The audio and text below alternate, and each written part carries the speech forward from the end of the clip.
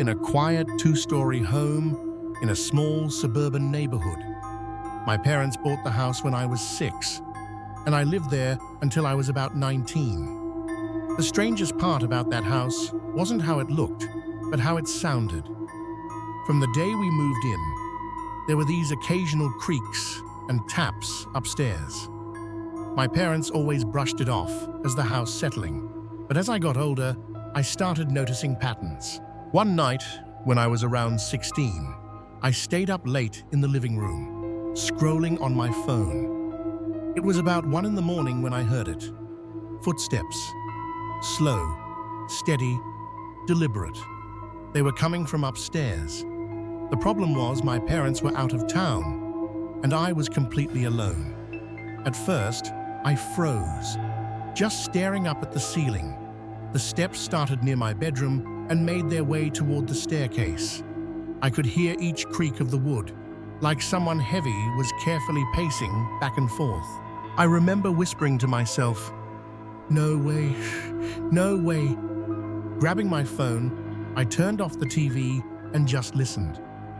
The footsteps grew louder, like whoever it was right at the top of the stairs.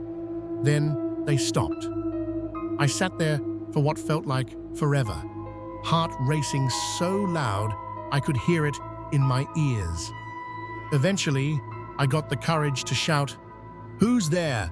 The silence that followed was worse than the footsteps. I finally went outside and sat on the porch until sunrise. When I went back in, the house was silent again.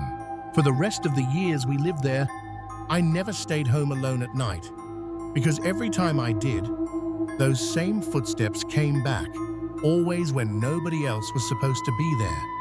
And no matter how fast I ran upstairs afterward, the rooms were always empty. Back in 2015, I took a solo road trip across the Midwest. One night, I stopped at this cheap little motel off the highway.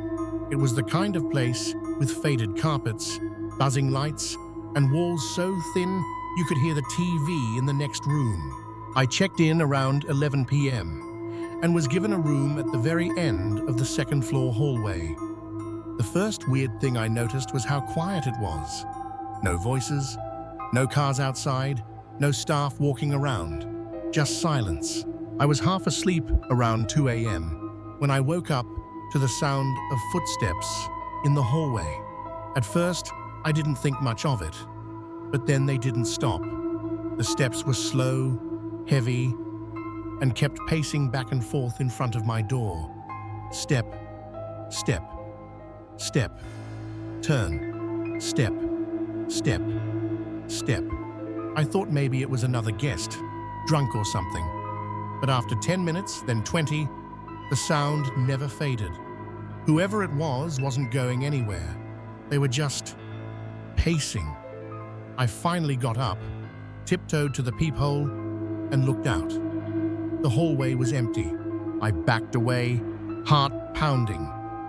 The moment I sat back on the bed, the footsteps started again, even louder this time, almost like they were mocking me. I turned on the TV just to drown out the sound and forced myself to stay awake until morning. When I checked out, I asked the front desk if anyone else was staying on that floor. The woman looked confused and said, "No, sir.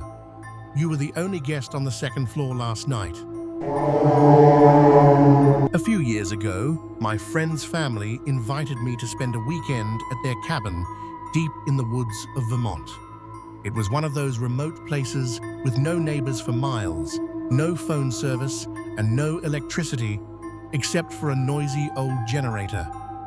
The first night was peaceful. We cooked, told stories, and eventually went to bed.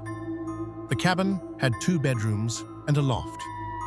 I slept on a pull-out couch in the living room. Around 3 a.m., I woke up to the sound of footsteps. At first, I thought it was my friend getting up for a glass of water. But then I realized the sound wasn't coming from inside the cabin.